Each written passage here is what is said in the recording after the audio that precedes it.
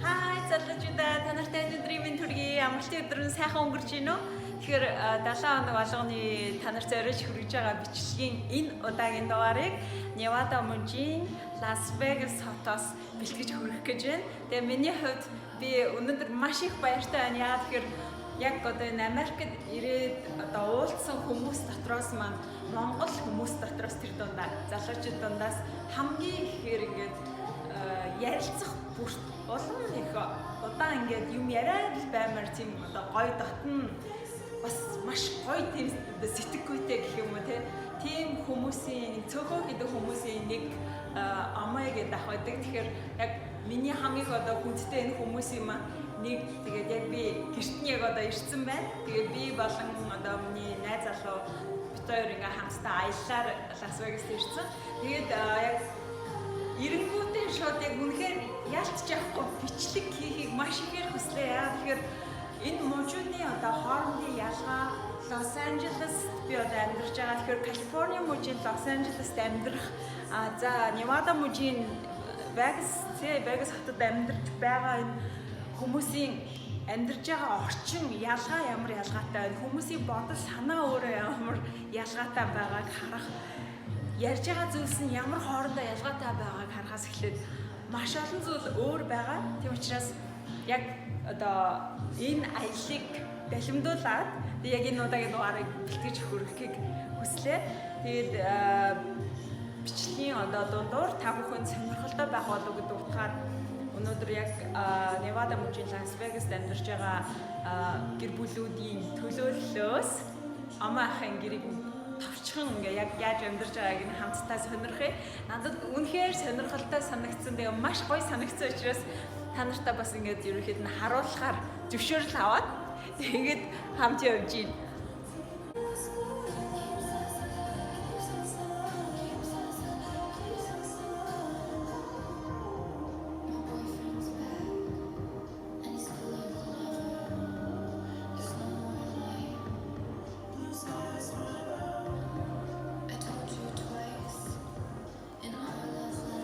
Тэгэхээр яг энэ зэрэг дээр миний хамгийн дуртай дугаас яваад байна.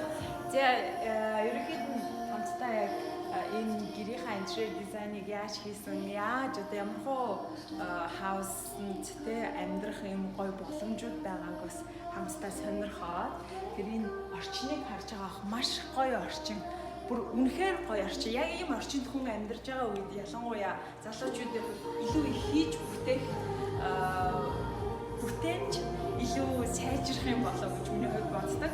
Тэгээд энэ хаусын хувьд болохоор 2 давхар тэгээд 3 bedroom буюу монголоор бол баг 4 өрөө байр гэсэн. 4 өрөө юм хаус гэсэн. Тэгээд ардаа энэ backyardтай ардлынхан за backyard нь бол ерөөхдөө ойлгомжтой нөгөө цэцэрлэгтэй ингээд барбекю хийж иддэг хэсэгтэй. Тэгээд яг ингээд тогтчлолт нь бол ерөөхдөө нэг яг өөрийнхөө хүссэн шийдлээр ингээд тохируулсан байгааг нь харж болно.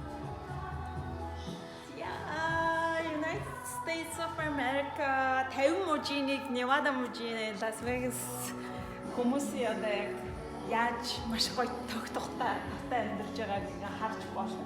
Манай монгол залуучууд дэлхийн хааж явсан. Үнэхээр ингээд багтмаар тийм гоё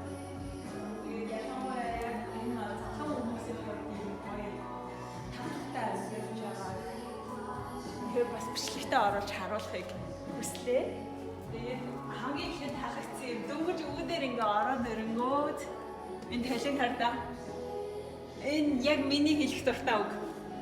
Smile in the life үргэлж инээгээрээ үчитлээ нэ. Your life is good.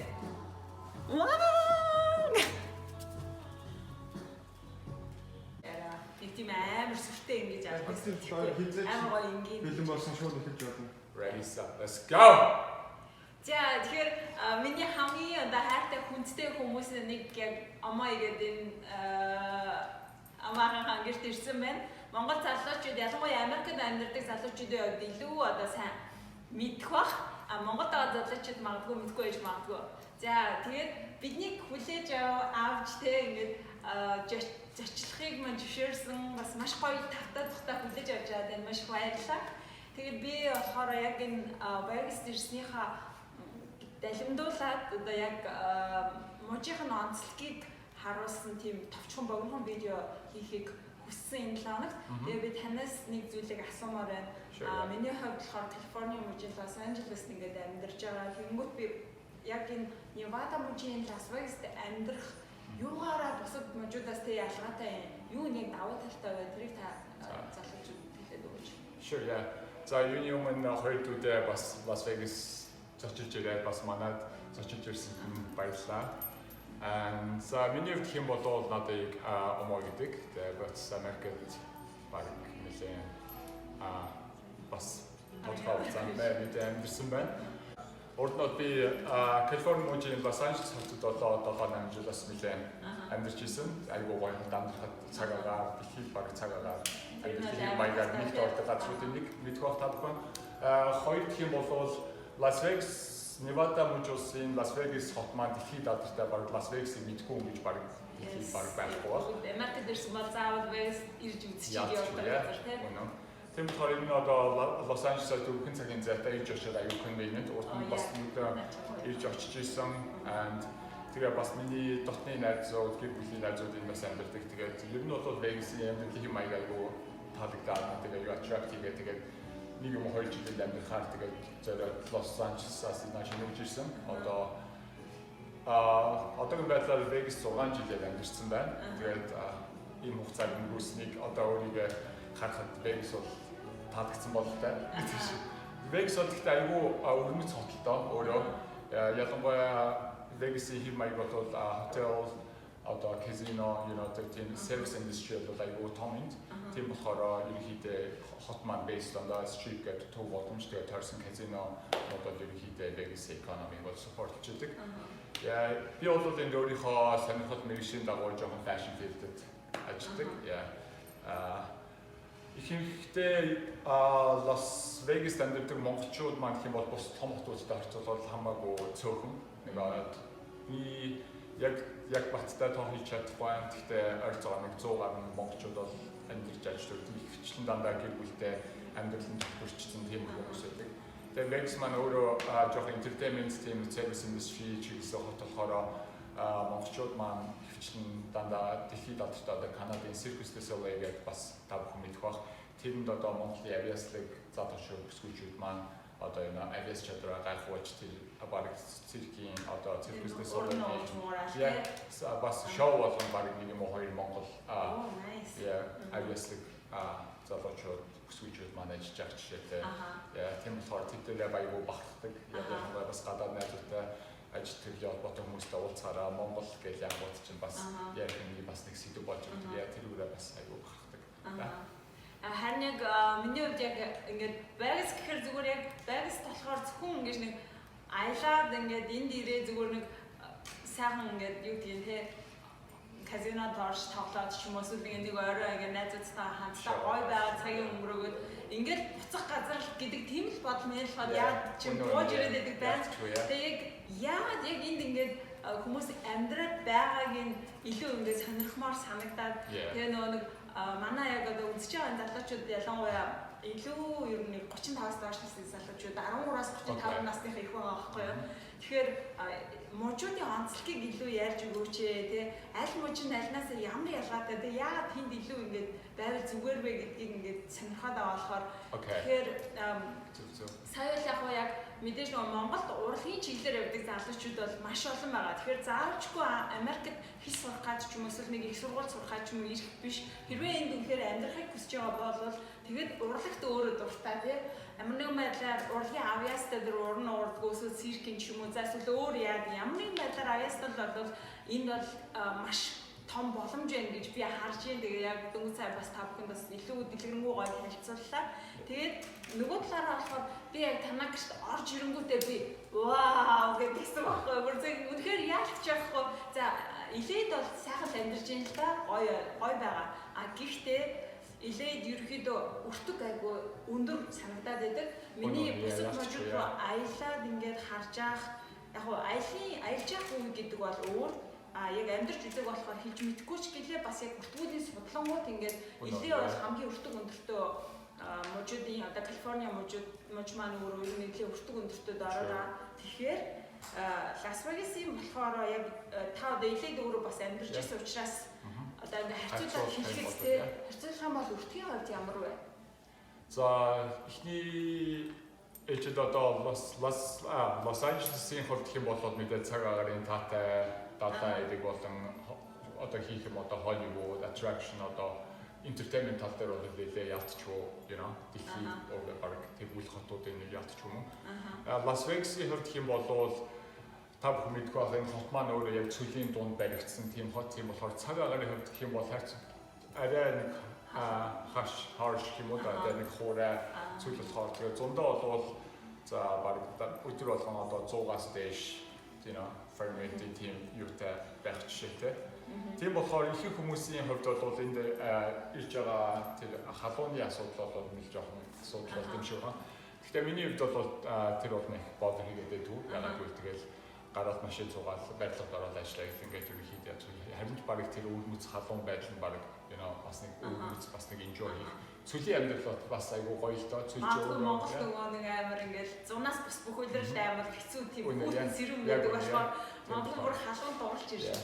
Ядангуяа цүлийн одоо нар жаргах яг тэр процесс бол миний хамгийн үзэсгэлэнтэй бас амьдралдаа харж ирсэн хамгийн үзэсгэлэнтэй зүйлсүүдийн нэг ялч юм уу. Амьдралын хэв маяг одоо хэрвээ та бүхэн наашаа нүүж ирэх ч юм уу аль нэг харьцуулах тийм судалгаа research хийж байгаа бол Las Vegas асар их юмыг offerдаг тийм хот өөрөө. Одоо юмны үнэ хэм бол сая чи дурдлаа шүү дээ. Одоо Southern California болохоор сүүлийн үед амьдралын өртөг болон юмны үнээр бол жил ирэх тусам одоо өндөрсөж байгаа. Бас жил ирэх тусам нүүж ирж байгаа хүмүүсийн тоо асар их байдгаас бас шалтгаалдаг баг. Vegas-ийн хувьд гэх юм бол харьцангуй залуу хот. Яа тийм болохоор бүх юм нь одоо шинэлэг одоо гоё амьдрал одоо байр амьдарч байгаа байр одоо юу гэх юм тэр бүх юм дандаа одоо нэг 20-оос доош жил баригдсан дандаа тийм байх жишээтэй шинэлэг сонголт айгүй ихтэй.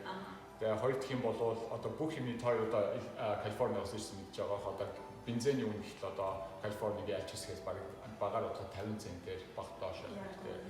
Vegas-д бол амьдрал надад бол айгүй амардаг жоохон compact жишгэн болохоор хаашаа Vegas-д бол хол юм гэж баг байхгүй. Ялангуяа одоо илээ том хотуудтай харьцуулбал тийм болохоор super easy to get around. Хоёр дахь юм бол юмнууд нь хаадгүй. Тэгээд залуу хүмүүсийн хувьд одоо тэр маш их шухал яа. Одоо шөнө одоо 2-3 цагт хүмүүсээ зөвлөдөө дэлгүүрж явж явах боломжтой. Бүх юм дандаа 24 цаг ингээд тэгээд бүх өдөр ажилладаг гэсэн байдаг юм шүү дээ. Энэ бол Лас Вегас бол ялтчгүй бас унтдаггүй хотуудын нэг бол ялтчгүй үн зугаац ингээл entertainment талаас нь. Өдөр нь унтж байгаа орой л. Баг их яа хүмүүс одоо хадууны хүмүүс одоо шинжгөө зугаац ингээл одоо шоуцсан одоо юу Vegas зорж ирсэн юмудаа хийж өдөртөө одоо халуунд жоохон өрөөнд унтж байгаа. Тэгээд орой бас дахиад амьдрал шийдтэй наа. Яа тийм хүн байдалтай. Яа гэхдээ Vegas бол ялтчгүй үнэхээр одоо амьдрахад таатай нөхцөл хэрвээ нэг одоо халууны даралт март тийм л юмнаас асуудал байхгүй бол энэ бол яа айгүй гоё байж надад айгүй таалагдж байгаа би түрүүлсэн шүү дээ. Нэг юм 2 жил амьдарч зүгээр үзэж тест хийж ирсэн гэсэн чинь одоо 6 жил болсон тэгээд yeah I must really like it here yeah. Яа би бас амнаас би яг бодоод байна л та ингээ за одоо эрхчил магистраа төгссөн за магистраа төгсөөд аль мужи руу явж ингээд нэг орчноос холимоор санагдаад байгаа. Тийм тэгээд надад бол бас амар ялангуяа илээ Сан Франциско, Нойрвийн, Калифорнигийн хотуудаас ирж байгаа хүмүүсд харьцангуй ойрхон тийм найз нөхд рүүгээ буцаад очиход ч гэсэн угаасаа нисгэд бол 45 минут тавцаад нисэж чинь тэг машинаар нэг 4 цаг байл орчин яа тийм болохоор бас айгүй юутай байдаг л та. Convenient байдаг л та. За баярлалаа. Тэгээд өдрийг залуучуудаа сайхан өнгөрүүлээрэй. Амралтын өдрүүдээ сайхан өнгөрүүлж 7 хоногтаа өөрийнхөө төлөвлөсөн бүх зүйлсийг амжилттай бүтээгээрэй. Эх 7 хоногийн дугаараар эргээд уулзъя. За хоёр дөрөвдөө ч гэсэн одоо юм гоё плюс амжилттай блог хийж байгаас нь талархаж байна. Тэгээд цаашдынх нь амжилттай өргөдөл амжилт хүсье. Маш баярлалаа. Баярлалаа залуучуудаа. Las Vegas baby.